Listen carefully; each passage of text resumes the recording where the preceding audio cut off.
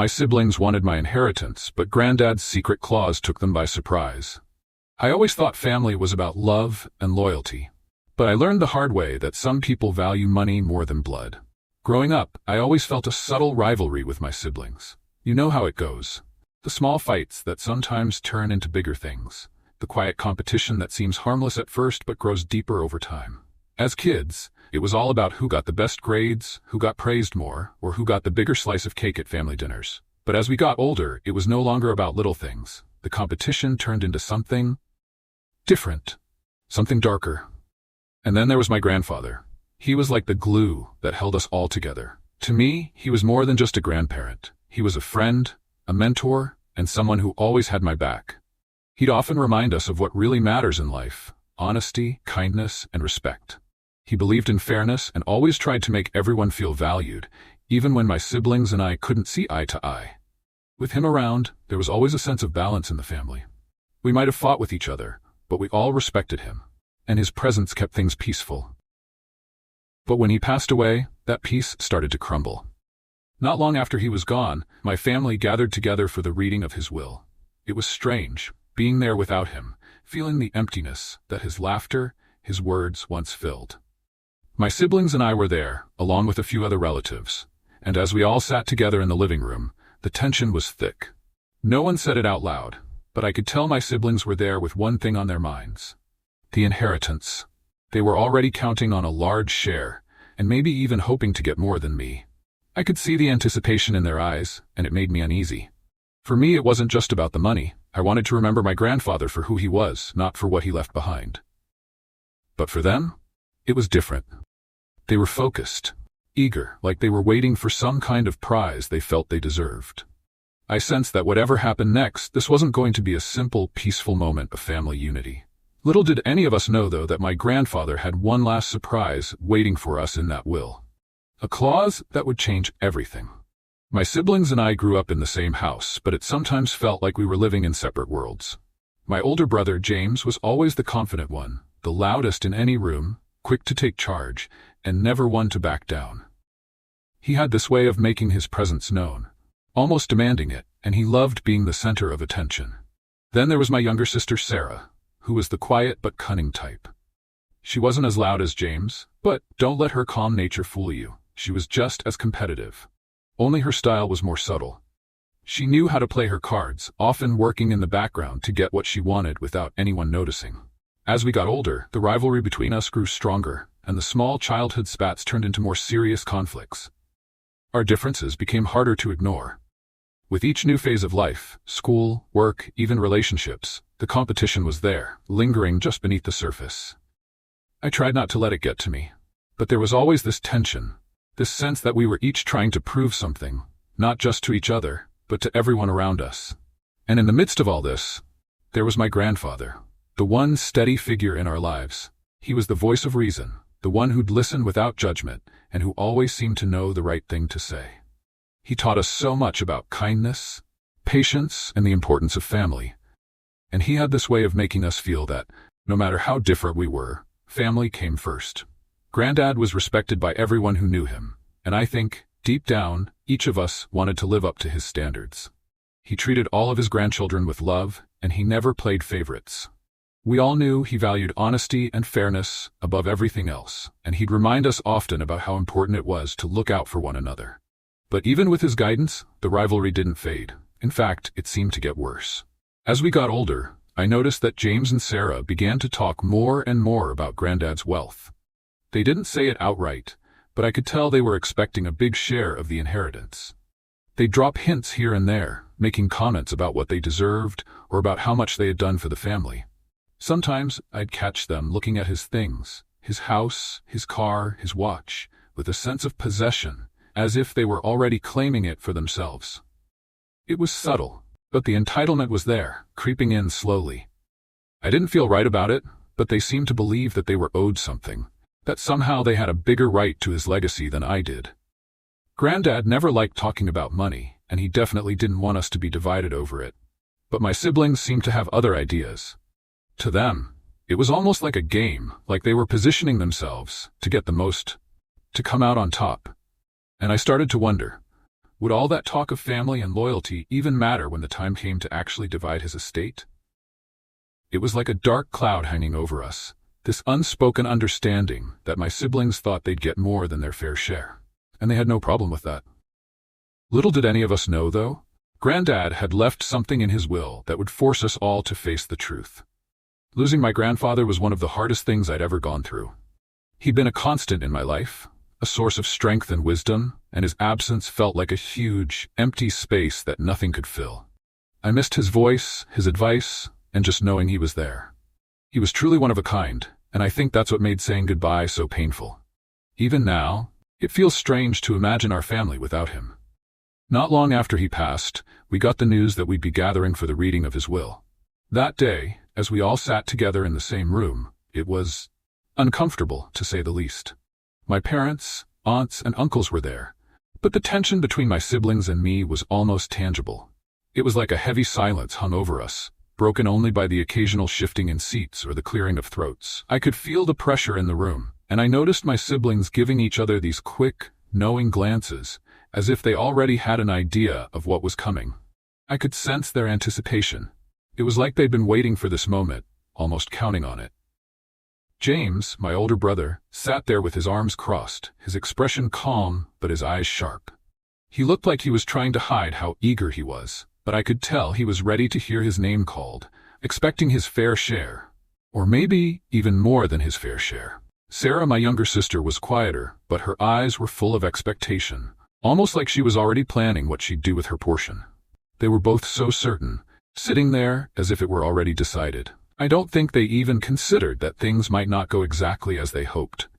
The lawyer finally arrived, and the room fell silent.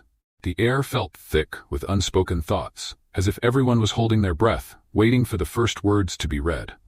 My siblings leaned forward slightly, their faces tense, their eyes locked on the lawyer.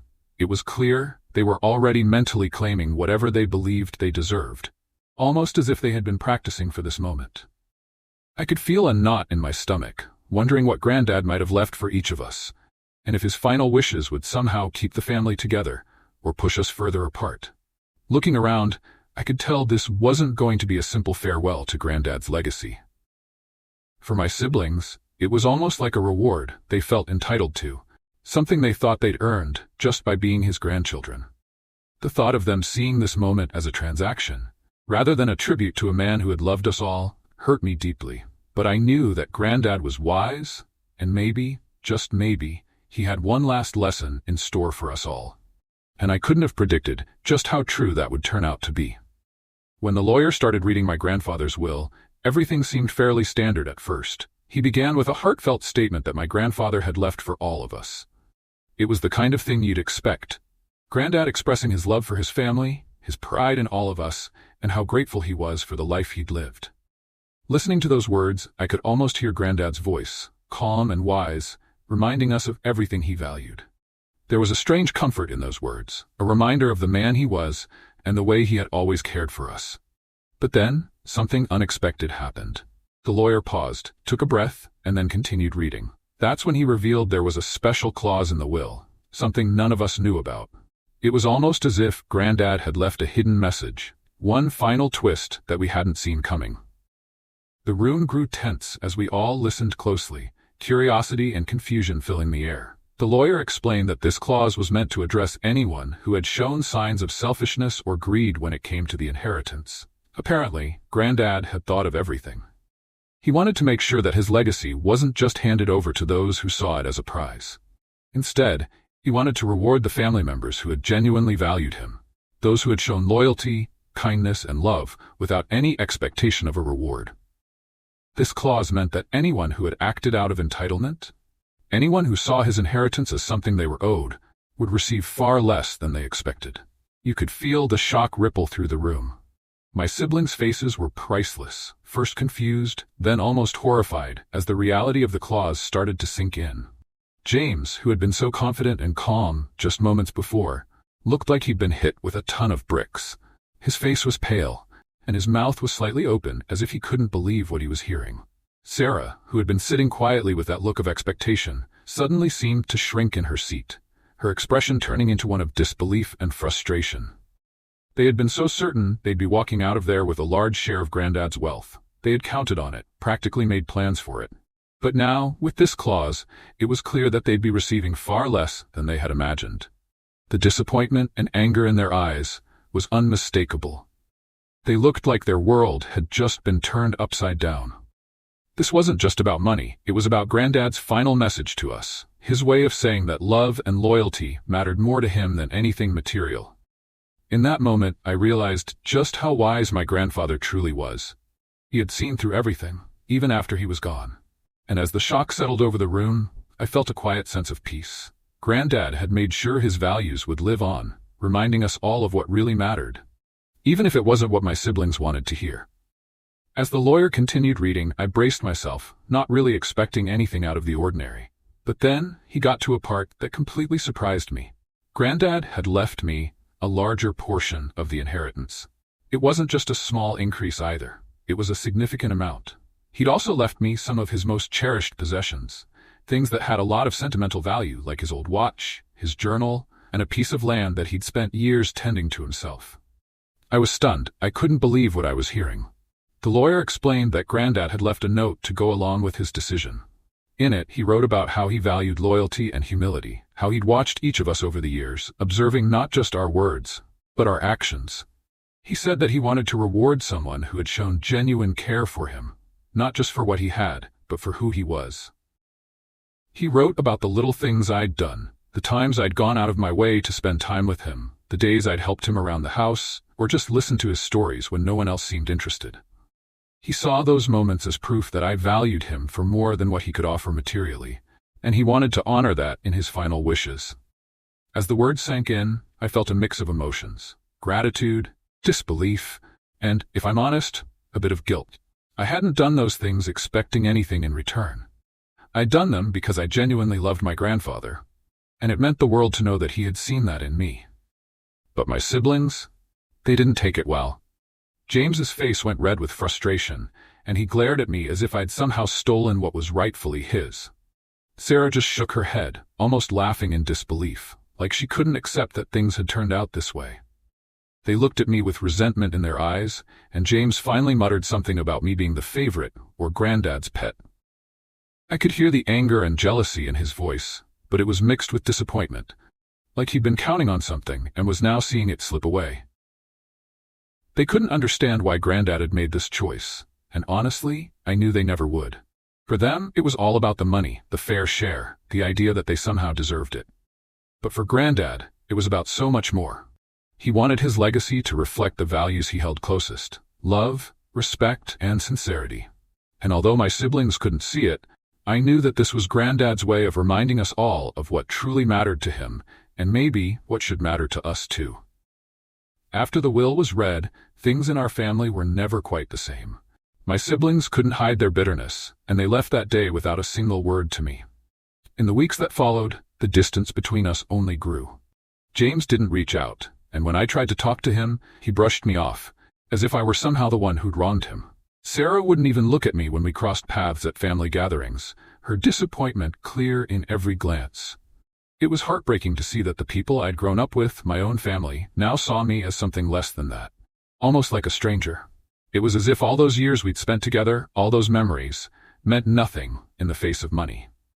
I tried. I really did. I hoped, deep down, that maybe they would understand, that they'd see Granddad's intentions for what they were. But they seemed to only hold on to their resentment, focusing on what they believed they'd lost, instead of what our grandfather had truly left us. In all honesty, it hurt, and for a while, I questioned whether this outcome was worth the rift it had caused in my family. But over time, I began to see things differently. I started reflecting on Granddad's decision, his words, and what he was trying to show us. I realized he was teaching a lesson that went far beyond wealth or inheritance. It was about the choices we make, the values we live by, and what really matters in the end. Granddad hadn't left me more because he favored me. He'd done it because he wanted to remind us that loyalty, kindness, and humility have real value, something that no amount of money can replace. He wanted to leave a legacy of character, not just assets. In the end, I understood that Granddad's last gift wasn't about the inheritance. It was a message, a call to focus on the things that outlast any fortune: family, love, respect. And while my siblings might still see it as a betrayal, I see it as a reminder of what truly matters. This experience changed me. It made me value relationships and character more deeply, and I hope, one day, they'll come to see that too. Maybe they'll come to realize that Granddad's lesson wasn't just for me, but for all of us. A lesson that what we leave behind in the hearts of others is worth more than anything money could ever buy. In the end, my grandfather's legacy wasn't really about the inheritance at all. It was about teaching us what truly matters. He left behind more than possessions. He left a powerful reminder that character, loyalty, and the way we treat others are worth more than anything money can buy. Through his final words, he made sure we'd all remember that lesson, even if it wasn't the one some of us wanted to hear. Thank you for listening to my story. If you've ever had your own experiences with unexpected family dynamics or inheritance surprises, I'd love to hear about them in the comments. And if you enjoyed this story, don't forget to like and subscribe for more tales like this one.